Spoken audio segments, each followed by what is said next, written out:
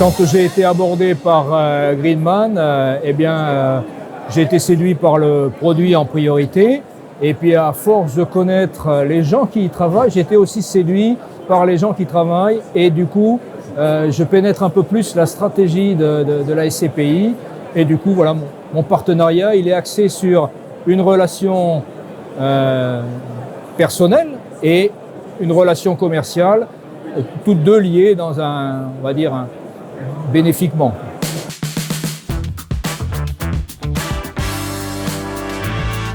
En anglais, on dira food, mais pour moi, c'est du commerce alimentaire. C'est à la fois du commerce et quelque chose qui est indissociable de la vie de tous les jours, l'alimentaire. Donc pour moi, c'est la caractéristique principale de la SCPI, Greenman Ars Essentialis, Greenman Ars, une société de gens bien qui œuvre, on va dire, une émanation d'une société qui existe depuis plusieurs dizaines d'années, et puis une boîte animée par des gens sérieux, compétents, et donc qui anime une SCPI qui est basée sur la distribution alimentaire. C'est ce que je retiens principalement de ce que c'est que Greenman et de ce que c'est qu'Essentialis, la SCPI de Greenman.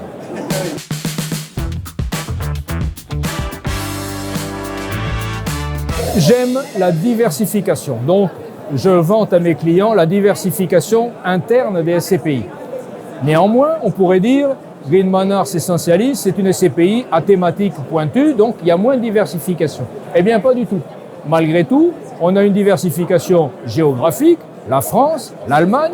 On a peut-être effectivement que de l'alimentaire, mais dans des secteurs différents. Ça va être de la petite dimension, des dimensions un peu plus grandes. L'Allemagne n'a pas les mêmes caractéristiques dans le commerce alimentaire que la France. Elle représente même un volume beaucoup plus important. Donc c'est une SCPI en interne diversifiée et qui se base sur une thématique porteuse et incontournable, que ce soit maintenant ou dans les années qui viennent.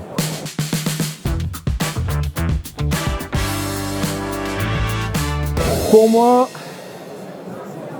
j'ai un âge, on va dire, je suis plus près de la retraite que de démarrer ma carrière professionnelle.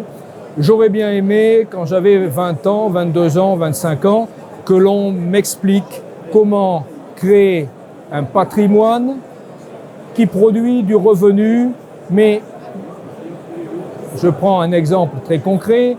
À 25 ans ou à 27 ans, quand on a fini ses diplômes qu'on attaque dans la vie, on n'a pas forcément 150 000 euros à placer. On peut avoir que 10 000, 15 000, 50 000, on ne sait pas. Mais ces 50 000, je veux les transformer en quelque chose. Quels sont les moyens que j'ai ?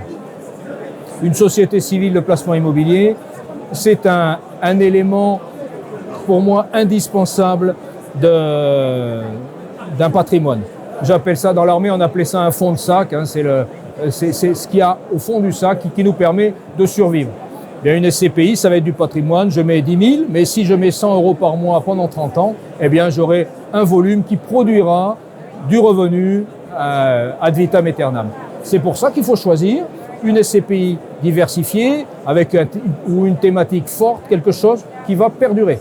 Une SCPI, c'est un organisme vivant, elle va s'adapter au fil des années. Donc nous, quand je commercialise une SCPI, je le fais pas comme si c'était pour moi. C'est-à-dire que je souhaite que les jeunes ou les moins jeunes ou les gens qui arrivent à 10 ans de la retraite, pour qui je vais faire de la nue propriété par exemple, je souhaite qu'ils aient un revenu complémentaire, je souhaite qu'ils aient un patrimoine qui distribue un revenu, et à ce titre-là, il n'y a que la SCPI qui... Ça ne veut pas dire qu'il n'y a pas d'autres véhicules d'investissement qui soient utiles, voire nécessaires.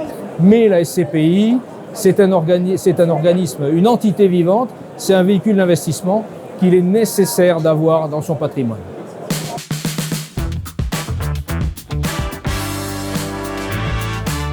Les gens, ils me donnent leurs objectifs, leur horizon de placement, qu'est-ce qu'ils peuvent mettre, qu'est-ce qu'ils peuvent éventuellement mettre tous les mois ou tous les trimestres.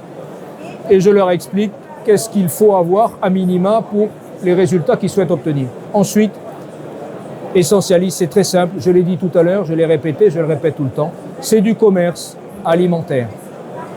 On l'a vu, évidemment, ça fait un peu loin maintenant le Covid, mais quand tout le monde était bloqué à la maison, il y a quelque chose où les gens ils avaient le droit d'aller tous les jours, c'est aller chercher à manger dans les supermarchés.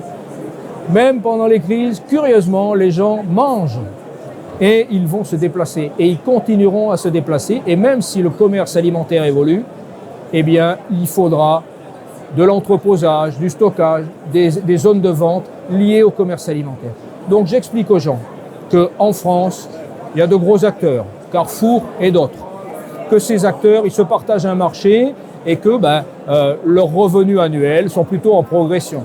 Je leur explique aussi qu'il n'y a pas que la France et que curieusement, en Allemagne par exemple, les gens mangent aussi et qu'ils ont des entités comme Rewe par exemple, qui est un gros acteur et que le commerce alimentaire en Allemagne est bien plus important que le commerce alimentaire en France. Donc, eh bien, je sais que c'est pas compliqué. Je leur montre quelques schémas très simples. Hein, c'est même pas des schémas commerciaux, c'est une explication simple et logique. Et les gens, la plupart du temps, adhèrent. Alors, je leur donne le choix. Je leur explique qu'il y a d'autres SCPI, que je peux leur proposer d'autres SCPI. Mais je leur dis voilà pourquoi je vous incite à choisir celle-là. Les autres sont bien aussi. Toutes celles que nous proposons sont bien quand même. Elles font à peu près les mêmes résultats. Mais il y en a certaines pour qui j'ai une affection particulière à cause de cette thématique.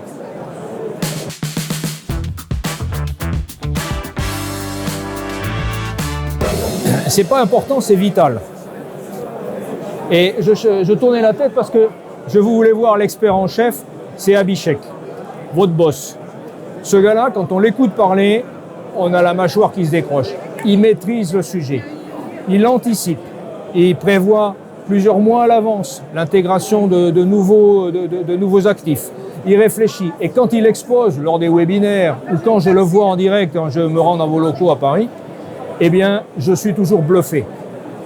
On me dira peut-être que je suis un peu naïf et que j'ai facile à me faire bluffer, mais c'est pas un commercial. Il explique les choses de façon technique et c'est définitif. Quand il expliquait, on comprend et puis du coup, on adhère.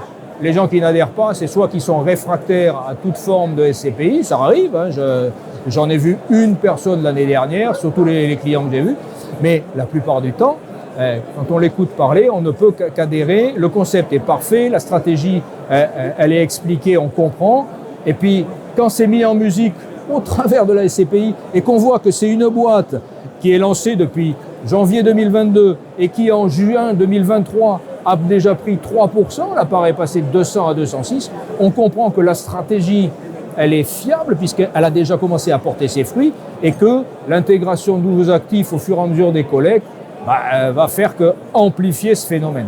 Ça ne sera pas exponentiel, ça prendra du temps, c'est une évolution. Et SCPI, c'est un organisme vivant encore. Hein.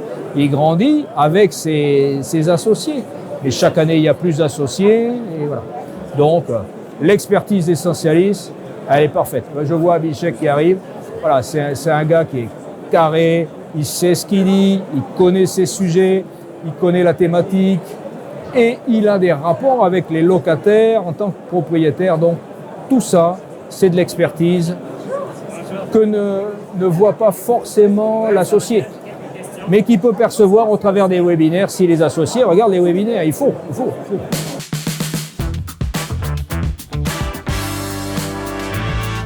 Oh ben non, absolument pas.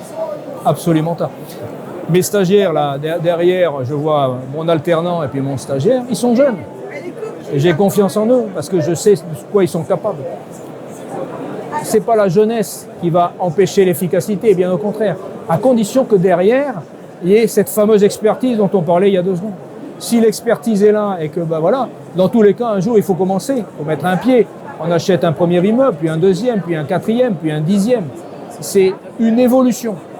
Mais démarrer, on est jeune, là, j'ai fait la semaine dernière une souscription pour une fille qui a 27 ans, elle a mis 10 000 €, j'ai pas beaucoup, j'ai que 10 000 €, c'est déjà bien, je vais mettre 100 € par mois, elle va grandir avec la SCPI. Voilà, pour moi la jeunesse, c'est pas forcément un avantage, mais en aucun cas c'est un désavantage.